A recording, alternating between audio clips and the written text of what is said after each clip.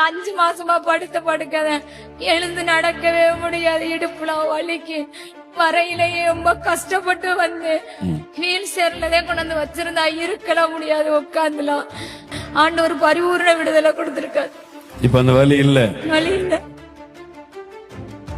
வாங்க நடங்க நடங்க, நல்லா இயேசுவின் நாமத்தை துதிங்க. இயேசுவே ஸ்தோத்திரம் சொல்ல. இயேசுவே ஸ்தோத்திரம். நீங்க சுகமாக்கிட்டீங்க. இயேசுவே உமக்கு ஸ்தோத்திரம். இயேசுவே உமக்கு ஸ்தோத்திரம். ஆமென். இயேசுவே உமக்கு ஸ்தோத்திரம். ஆமென் ஆமென். உங்க மனைவியா?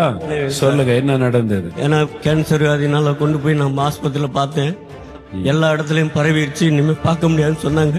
நான் வீட்டுல தான் வச்சு கூட்டிட்டு வந்தேன். இப்போ எந்திரிச்சு ஜெபம் பண்ணி உட்காந்துருந்தேன். நீங்க அண்ணன் சொன்னீங்க எல்லா வித பாவங்களையும் நீங்க அறிக்கையிட்டு ஜெபம் பண்ணுங்க அப்படின்னு சொன்னீங்க. நாங்க யார் இடத்துல கசப்பு இருந்தா கூட எங்க தாய், எங்க சொந்த பந்தங்க எல்லாத்தையும் நாங்கள் கசப்பு இருந்தா எங்களை மன்னிங்கப்பான்னு சொன்னேன். என் மனைவி எழுந்து நடக்க பண்ணி இருக்கிறார்.